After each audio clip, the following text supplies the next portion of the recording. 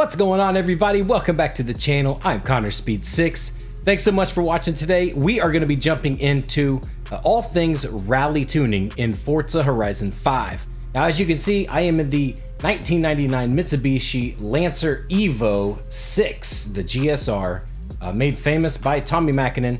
This car does adorn the Tommi Mäkinen version, well, the Horizon 5 Tommi Mäkinen version of the real-life paint done by Don Juan Song. He did take some creative liberties here by putting carbon fiber on the hood, the Horizon logo, and the Horizon logo on the back. But it looks fantastic. It looks just like the real-life car. But what we're going to do is we're actually going to go over my tune on this car and really kind of talk about how to tune effectively in Forza Horizon 5, because it is a little bit different than Forza Horizon 4 and Horizon games of the past. So we are here at the Horizon Baja Outpost. They have a sort of Baja or rally cross style track with some figure eights and all sorts of different track layouts. We are going to go into the hub though really quickly and just take a look at the build that I have on this particular car, because that'll kind of tell you a little bit more about, sort of what I did when tuning this car, because everything you do to the car in the hub itself or the outpost makes a difference on all of your decisions when tuning. So as you can see, I have this car tuned to A800. What I did is I actually left in the stock engine and stock drivetrain, of course. It is an all-wheel drive rally car. In the way of body modifications, I didn't do anything. The only thing that I did is threw on the mud flaps. I do that on every one of my rally cars because a real-life rally car would have mud flaps. Tires, we have multiple different options for tires, as you know, in the game. For off-road or rally racing, we have the rally tire or off-road race tire compounds. As you can see, there is a PI jump, or a PI drop rather, or performance drop in the off-road compared to the rally. So we did go for rally tires. Now, when you're building and you go in to update your front and rear tire width, I absolutely never adjust the front tire width at all, because watch the handling down here. The handling doesn't change at all. It stays at 5.6, but it says it gets better. And your PI goes up 9. So that's really not an effective upgrade in my opinion. Instead, what I do is I change the rear tire width all the way, because it actually doesn't affect your PI at all, but it will affect your handling in a positive manner, especially when you're rotating through those corners and trying to put your power down. For the wheels, this is all, of course, preferential choice by you.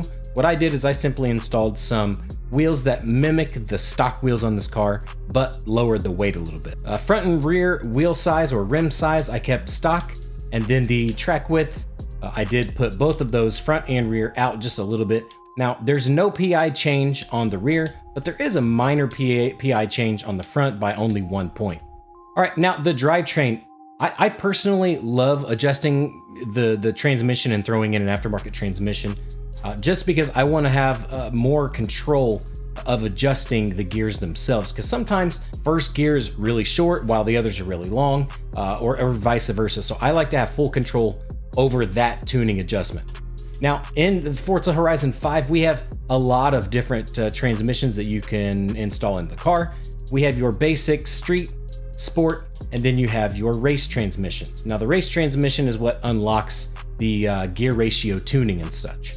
Now, beyond race transmission, you actually have multiple other race transmissions, from 7-speed gearboxes all the way up to 10-speed gearboxes. That is so unnecessary, especially for a low-powered, that's pretty high-powered car, but an A-class rally car. So what I did is I just installed the race transmission, which is a 6-speed gearbox that I actually have full control over when tuning. Always put in the rally diff. We do have multiple different diff options.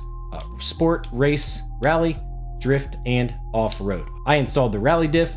That way I can adjust the differential settings, which are very important in this game. Braking, upgraded the braking because I like to adjust and tune that as well. Installed, of course, the rally springs and dampers. Front and rear anti-roll bars, installed those. Left the roll cage and weight reduction completely stock. Now, engine on this car, I threw in the big upgrade on the race turbo, because this thing added 232 horsepower and took the PI basically from like 702 all the way to 795 or something like that.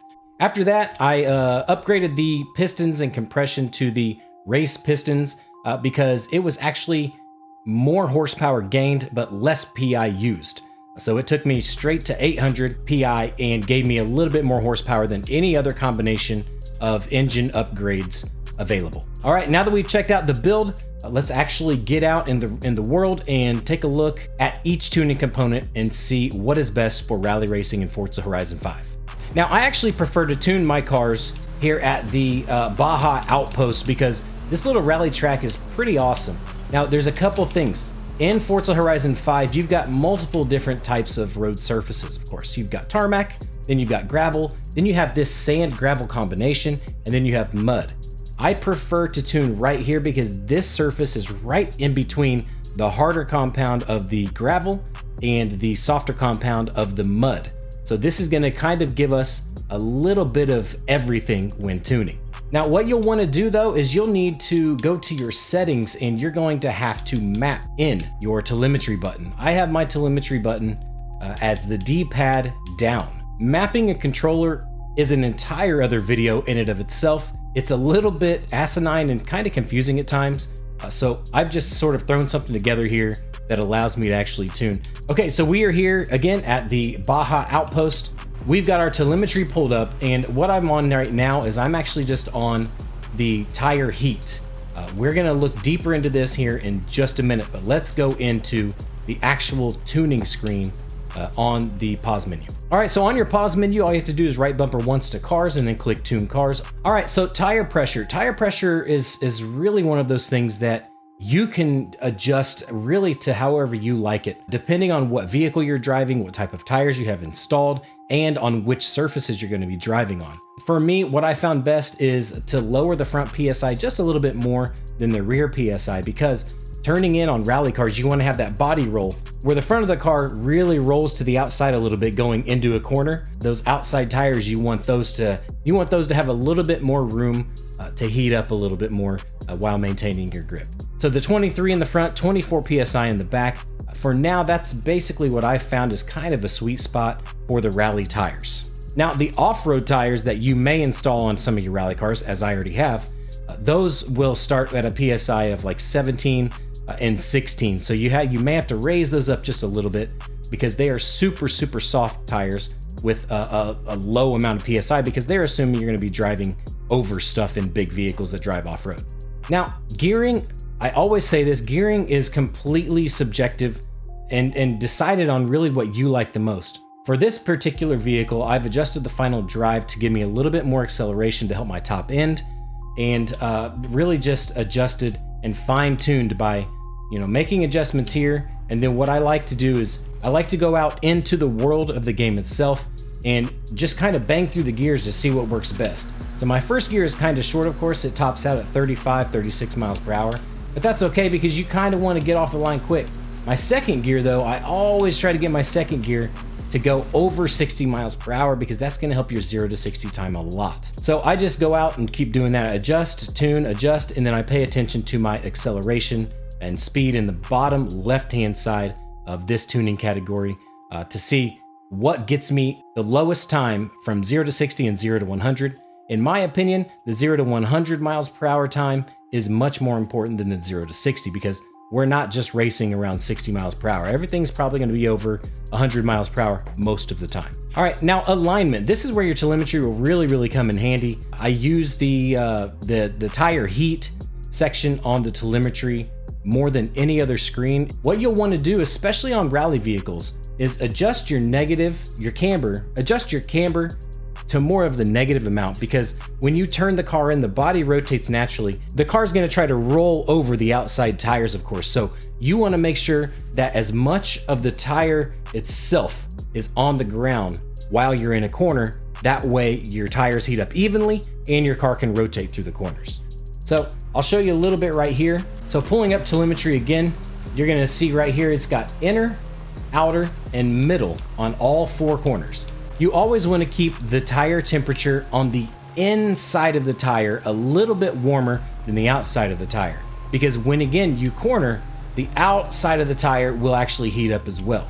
So what I try to do is I try to make sure that while I'm driving on a straight, in rally racing, when I'm driving on a straight, I want to make sure that the inner temperature and the outer temperature is within about 10 degrees of each other, because that will give you, again, some leeway while you are turning into a corner and the car is leaning on those outside tires. It gives them a window to heat up a little bit while still maintaining as much of the tire patch on the surface as possible. So as you can see there, the inner was 135, outer got up to 146. Of course, that's because the back end was sliding a little bit. You have to remember though, when you're on dirt and off-road, these surfaces are much thicker and much heavier for a tire to drive through. So while you're turning in, the dirt itself or the mud itself is actually pushing against the tire, and that's always going to heat up the outside of the tire too. So again, you want to make sure to have your tire temperatures on a straightaway be within probably 10 degrees of each other, maybe 10 to 12 degrees, something like that, to give, again, yourself some leeway there. So if your outer tire is constantly a little bit higher temperature than the inner, what you want to do, of course, is go to your alignment and adjust that camber to negative, because that's actually going to force the bottom of the tires out, the top of the tires in, and that will make your tires heat up a little bit more evenly and get rid of all that temperature on the outside and let the inside of the tires take care of that. For toe, I always set my toe to just 1 degree out. I've noticed that sort of helps turn in a little bit, especially on all-wheel drive vehicles and rally cars. Rear, I just keep at 0. Then the caster, I always keep it at 6. The higher the caster angle, the less camber you need to put in the front and rear. So what I do is I always just keep it at 6. That's typically about the window for all vehicles of all types.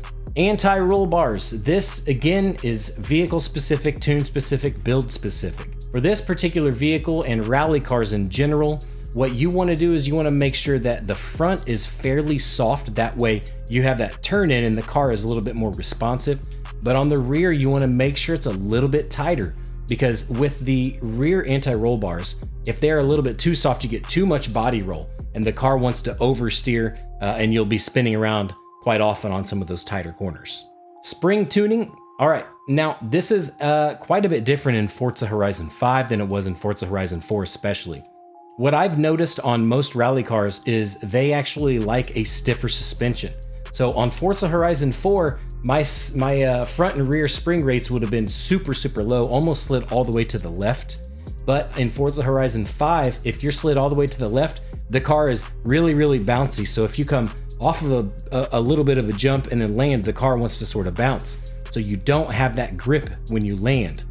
So I have been keeping my front springs right around the middle or just under the middle mark, and then the rear significantly higher, sometimes even all the way up almost to full stiff. On a rally car though, of course, you want to have some give, because the wheels of course travel a lot more than, say a Lamborghini Huracan on tarmac. Ride height kind of goes hand in hand with the springs here.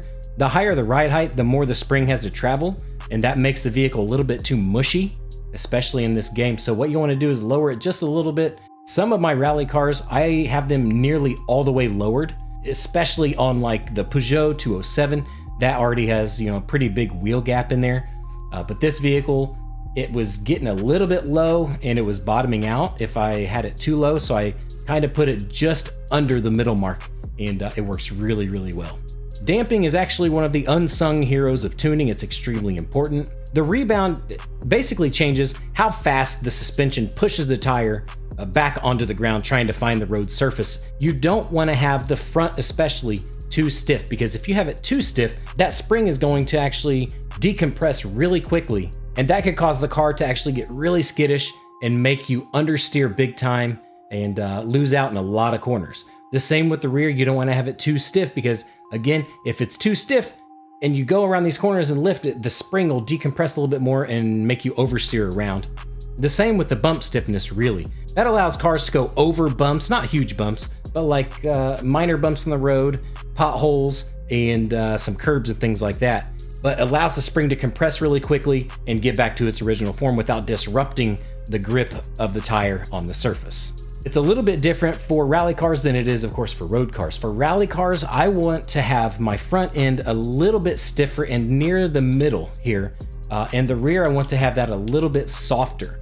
The reason being, if your front is a little bit stiffer and the rear is a little bit softer, that allows for a little oversteer. Because on front wheel drive and rear wheel drive cars especially, you want to make sure that the back end rotates around the corner due to the understeering nature of those type of drivetrains. This will help you a lot. What I like to say is on the bump stiffness, I just keep those really about 60% of the front and rear. So the front rebound's 8.4. I've got the front bump at 5.1. That's about 60% of 8.4. And then the same with the rear 7.2 and 4.4. Aero upgrades, I don't actually have them on this car, but this again is car specific and tune specific.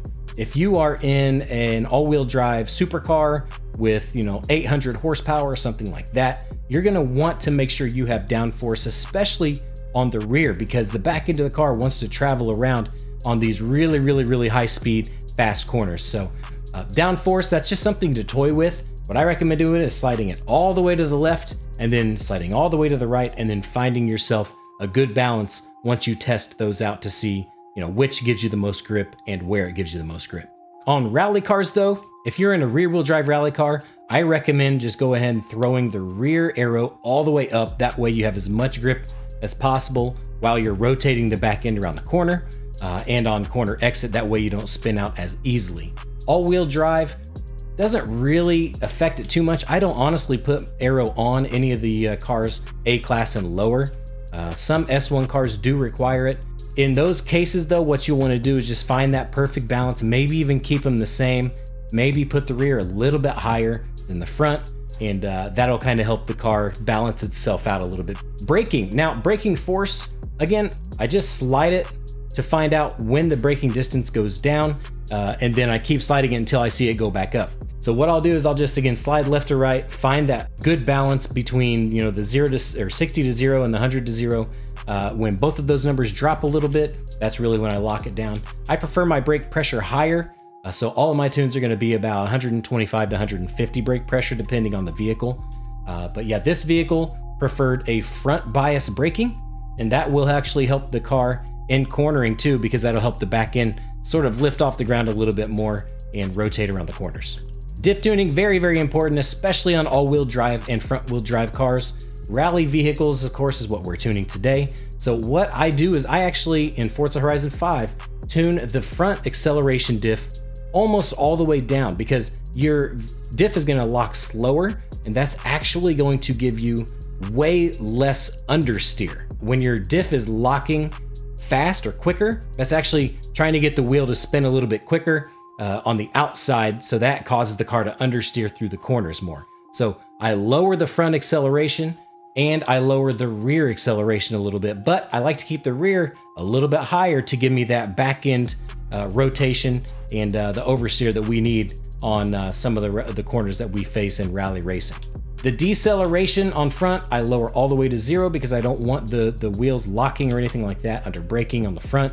If anything, I just want a little bit on the rear again to help the back end rotate around, because again, on all-wheel drive rally cars especially, it is imperative to get the back end rotated. Otherwise, you're just going to slide through corners. The center balance, that's all again up to you.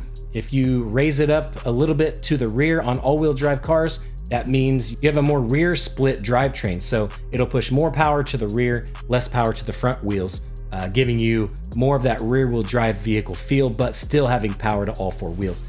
This particular car, I raised to 70 in the rear because again, it's not super powerful, so I'm not gonna have issues putting the power down. I could actually raise this up even higher, and that would help get rid of some of the understeer issues that all-wheel drive cars have too. That is the gist of it though in rally tuning for Forza Horizon 5.